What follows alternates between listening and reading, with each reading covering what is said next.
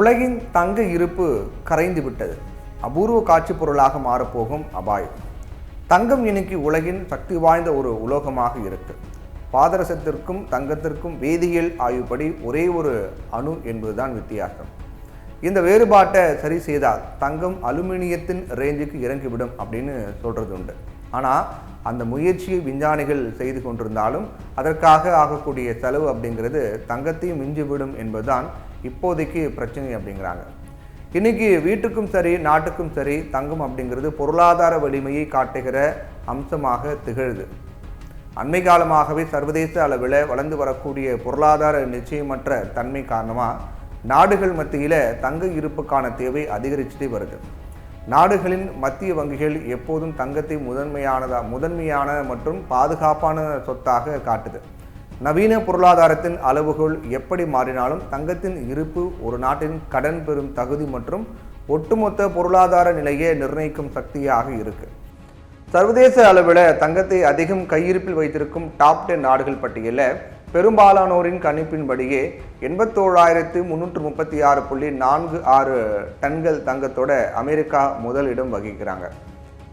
3,352.65 டன்னுடன் ஜெர்மனியும், Italy 2,451.84 டன்னுடன் இத்தாலியும், 2,436.88 டன்னுடன் பிரான்சும், 2,332.74 டன்னுடன் ரஷ்யாவும் அடுத்தடுத்த டாப் 5 இடங்களை பிடிச்சிருக்காங்க. 800.78 டன் தங்கத்துடன் இந்தியா 9வது இடத்துல இருக்காங்க. இது எல்லாமே வங்கி இருப்பை வைத்திருக்கிறத கணக்கிடப்படுது.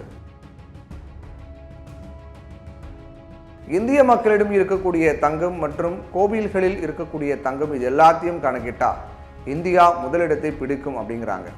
கோவிட் தொற்று பொருளாதார மந்தநிலை இருந்த நிலையிலையும் 2021 இந்தியாவில் 3,40,860 பெருமானம் உள்ள 797.3 டன் தங்கம் வாங்கப்பட்டது.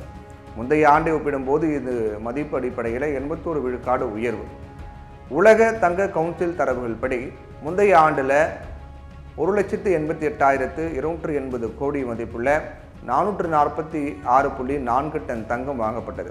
2021-22 நிதியாண்டுக்கான இந்திய பட்ஜெட்டில் தங்கம் மற்றும் வெள்ளி மீதான சுங்க வரியை 12.5 விழுக்காட்டில் இருந்து 7.5 விழுக்காடாக அரசாங்கம் குறைத்திருக்காங்க. இதன் மூலம் மக்கள் அதிகாரப்பூர்வ வழிகளில் அதிகமான தங்கத்தை இறக்குமதி செய்தாங்க. இந்தியாவின் தங்க தேவை பெரும்பாலும் இறக்குமதி மூலமாகவே நிறைவேற்றப்படுது. தங்கம் சுரங்கத்திலிருந்து பெறப்படுகிறது. இதனால் வர தோண்டி எடுக்கப்பட்ட தங்கத்தால் தற்போது இனி சுரங்கங்களில் இருந்து தங்கம் கிடைப்பதை அரிதாகி வரக்கூடிய நிலை ஏற்பட்டு வருது.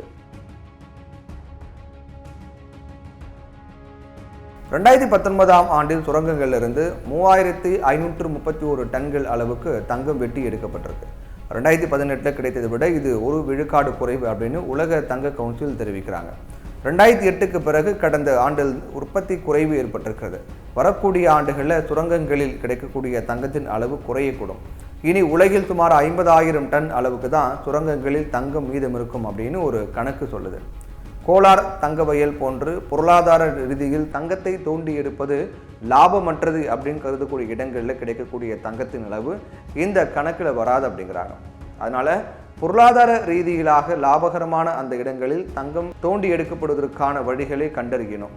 அதே போல தங்கத்திற்கு இணையான பிளாட்டினம், தோரியம், இரிடியம் போன்ற விலை மதிப்பு மிக்க பொருட்களின் கட்டுப்பாடு அரசின் கைக்குள் கொண்டு வரப்பட்டுவிடும் அல்லது சில பெருநிறுவனங்களின் கட்டுப்பாட்டிற்குள்ளே போயிடும்.